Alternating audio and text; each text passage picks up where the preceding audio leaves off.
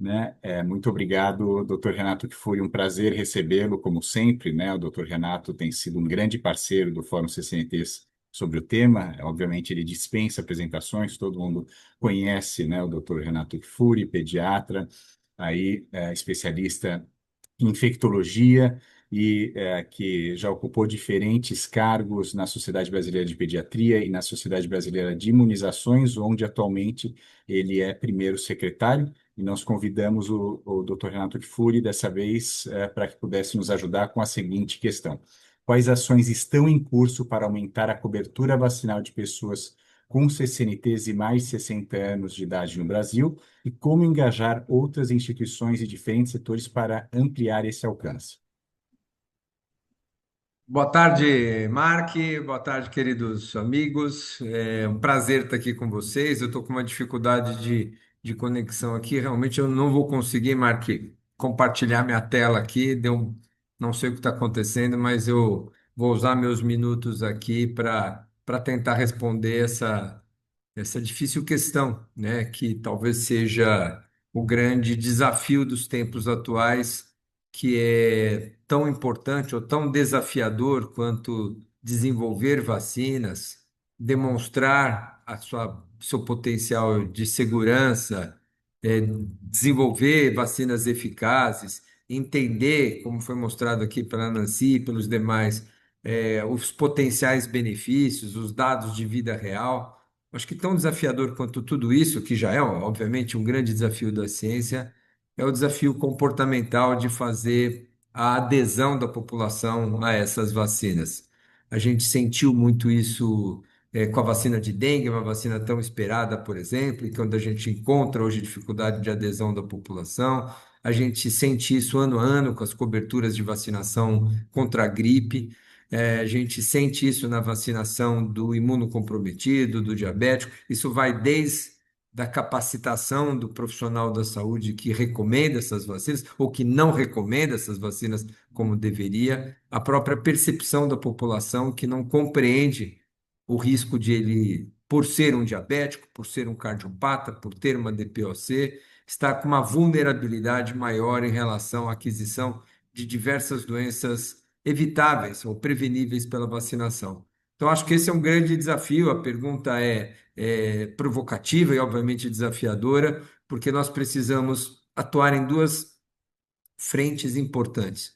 Uma delas é na capacitação profissional, é na parceria com as sociedades. Isso a Sociedade Brasileira de Imunizações vem desenvolvendo um projeto chamado Vai Vacinação do Adulto e do Idoso. É o Vai Vacinar, é o Vai em busca da prevenção, onde a gente já reuniu mais de 30 sociedades científicas, desde a dermatologia, passando pela ortopedia, passando pela cardiologia, pela pneumologia, geriatria, ginecologia, ou seja, todas as especialidades precisam ter nas suas sociedades guidelines, recomendações específicas para que esses profissionais que não foram formados lá atrás eh, em imunização, porque são profissionais que já têm um tempo de atuação e as vacinas naquela época não se prestavam muito à prevenção de doenças em idosos, em adultos. Então, isso mudou, é um cenário novo, é cultural na formação desses profissionais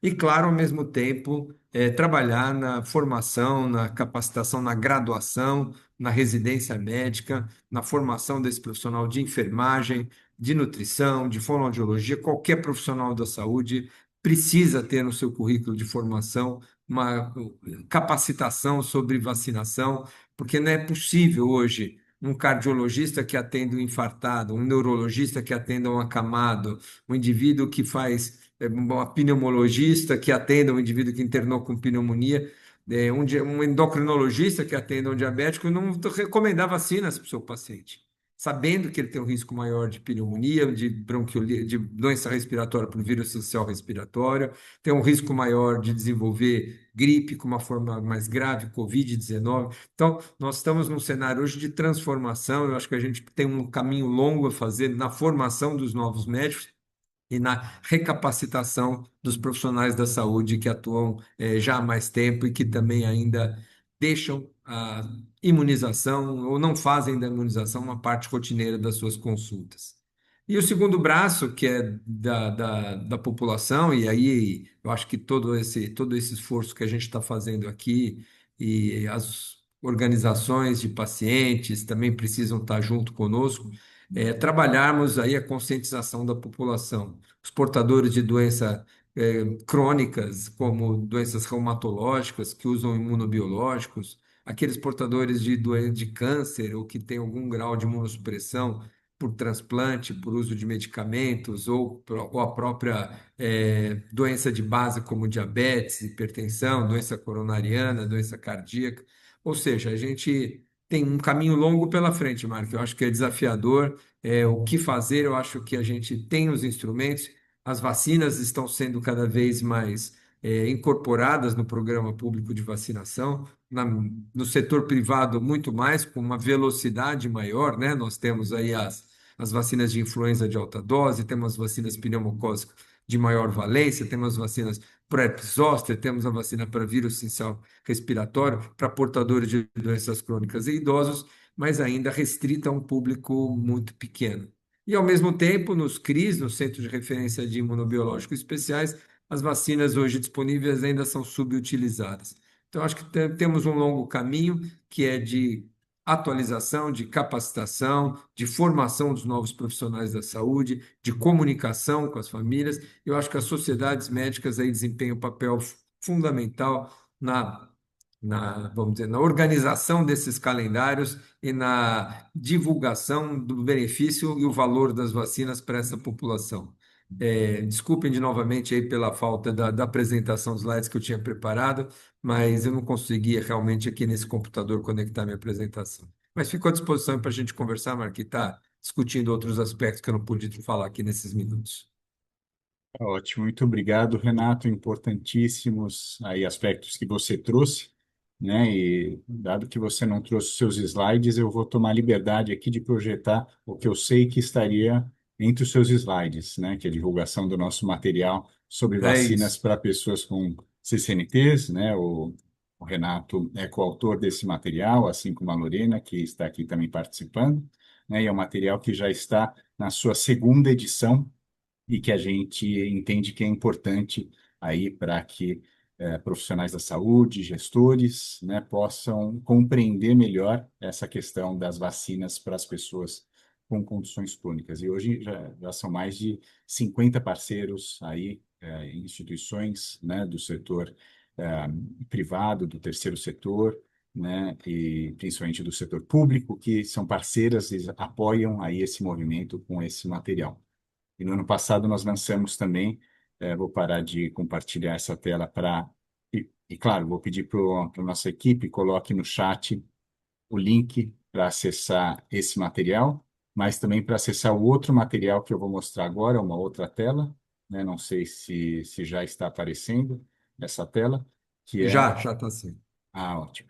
Um infográfico que nós elaboramos, né? Então, é um resumo daquele material, né? Então, aquele é um material com algumas páginas, né? Ele não é um material muito extenso, mas ele é um material que traz informações, né, muito valiosas. E aqui esse material mais resumido para que os profissionais de saúde, né, e mesmo as pessoas com CCNTs interessadas, né, em perguntar ao seu médico, por exemplo, né, o enfermeiro, o nutricionista, né, e outro profissional de saúde que o acompanhe sobre essas vacinas, que possam também utilizar esse material, né, assim como o outro, né, sabendo onde estão essas vacinas, quais são essas vacinas que são específicas, né, ali muitas vezes estão é, no CRI, por exemplo, né, estão disponíveis no CRI, algumas sim estão disponíveis nas UBSs, né, ou algumas por hora só estão em clínicas particulares, né, como a própria professora Nancy mencionou, que algumas vacinas por hora estão disponíveis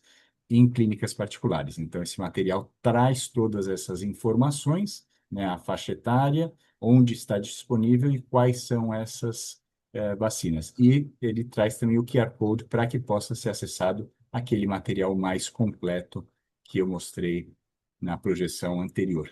Então, fiquem à vontade em utilizar esses materiais e em compartilhar amplamente, né, o que a gente acredita que é fundamental para que a gente possa possa conseguir uma cobertura vacinal muito melhor nessa população, que é uma população prioritária de maior risco.